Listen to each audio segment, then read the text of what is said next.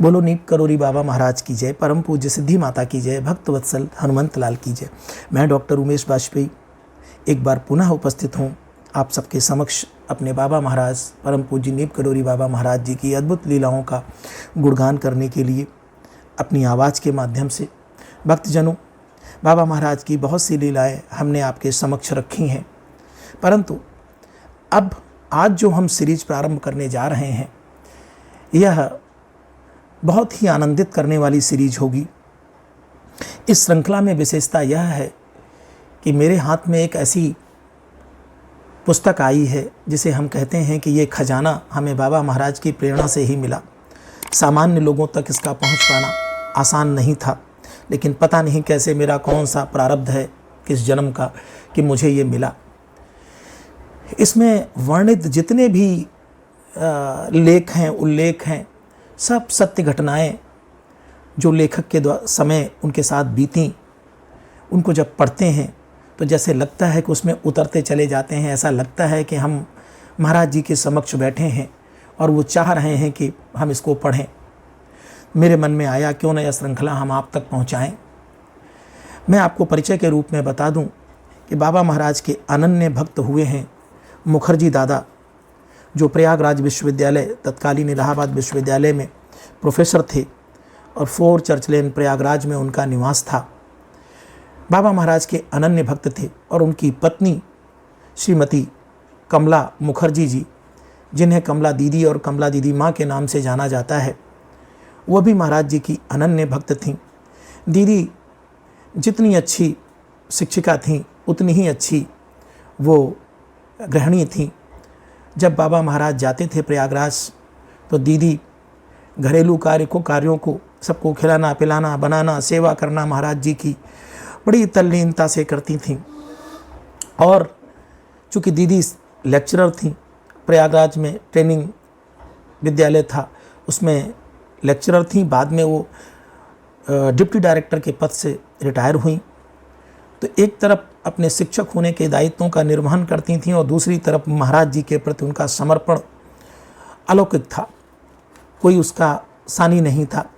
दीदी जो है अपने पिता के समय से और माँ के समय से ही बहुत ज़्यादा उनके मन में साधु संतों के प्रति बहुत ही अच्छे विचार, उन्होंने संस्कार अपने पिता से पाए थे।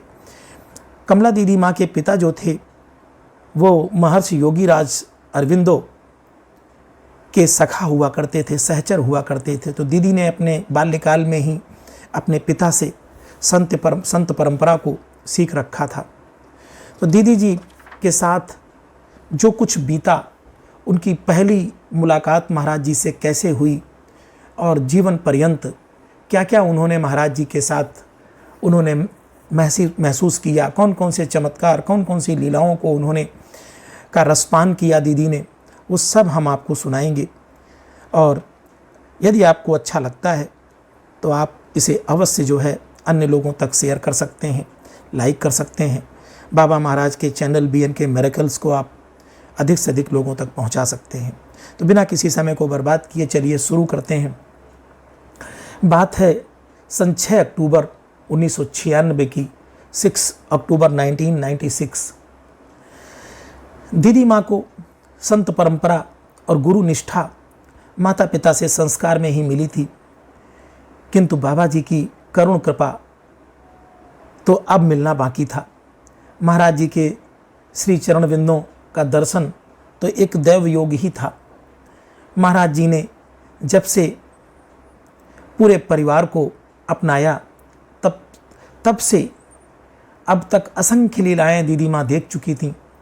दीदी माँ कहती हैं कि अल्पज्ञता और अज्ञानता के कारण उन्हें बिल्कुल नहीं कभी समझ पाई कि महाराज जी साक्षात हनुमान जी हैं।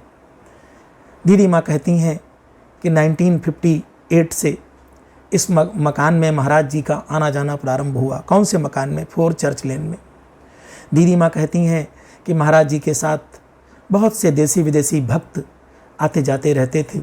महाराज जी सभी भक्तों के साथ भली भांति प्रकार से आमोद प्रमोद करके सभी पे कृपा बरसाते रहते थे। दीदी माँ कहती हैं कि गृहिणी होने के नाते उन्हें भक्तों के खान पान की, रहने की समुचित व्यवस्था में समय अधिक देना पड़ता था। साथ ही कॉलेज और ऑफिस की जिम्मेदारी भी निभानी पड़ती थी, क्योंकि वो एक शिक्षिका थी। जैसा मैंने बताया, कभी कभी अधिक संख्या में भक्त होने के कारण कॉलेज से छुट्टी लेने का विचार मन में आता तो बाबा जी पहले से ही कहने लगते, माई तू स्कूल जा, और लड़कियों को अगर तू नहीं जाएगी तो कौन पढ़ाएगा, और तू नहीं जाएगी तो मैं ही चला जाऊंगा। ऐसे महाराज जी कहते थे। इसलिए बाबा जी का आदेश मानकर वहाँ भी वह पूरा अपना कर्म योग अपनाती थी।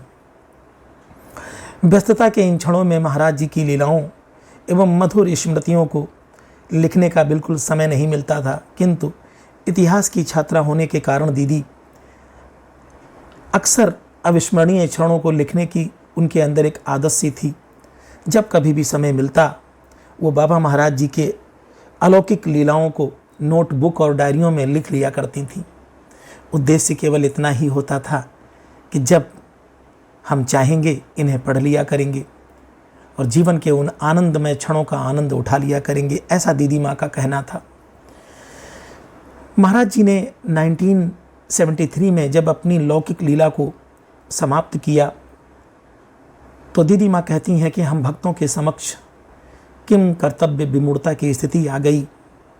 समझ में नहीं आता था कि अब हम क्या करें, लेकिन महाराज जी ने अपनी कृपा से हम लोगों को यह अभ्यास कराया और आभास कराया कि वे सदैव यहीं पर हैं हमारे साथ।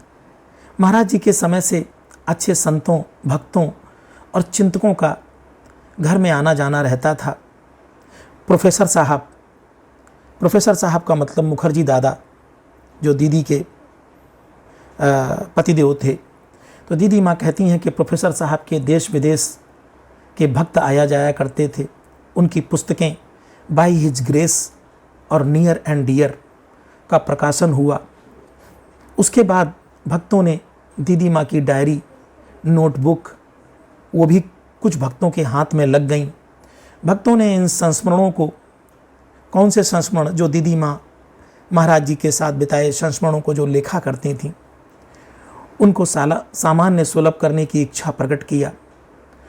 दीदी माँ ने सोचा कि शायद महाराज जी की यही इच्छा है, क्यों न इन लोगों को हम दे दें।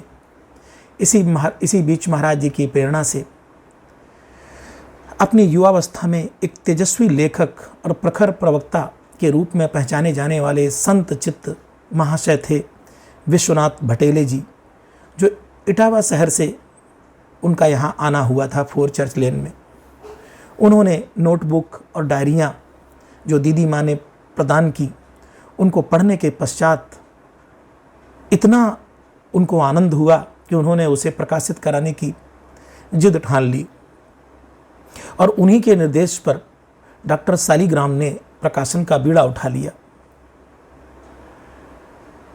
और उसके बाद दीदी माँ की जितनी महाराज जी के साथ बिताई गई, जो कुछ भी उनके दीदी माँ के द्वारा लिखे गए संस्मरण थे, उनको भक्तजनों को और संत भगवंत में प्रेम उत्पन्न करने के हेतु यह प्रकाशित करने का कार्य भटेली जी ने किया।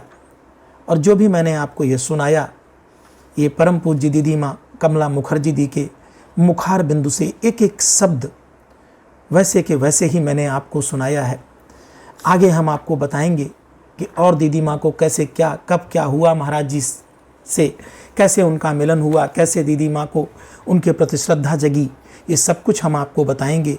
यदि वास्तव में आपको महाराज जी की लीलाएं पसंद आती हैं और आप वास्तव में एक सच्चे भक्त हैं, तो महाराज जी के इस चैनल को, BNK मिरेकल्स को आप अधिक से अधिक लोगों तक पहुंचाएं, और ताकि अधिक से अधिक लोगों को महाराज जी का स्नेह और आशीर्वाद प्राप्त हो सके। बोलो नीप करोरी बाबा महाराज की जय, परम पूज्य सिद्धि माता की जय, भक्त वत्सल हनुमंत लाल की जय।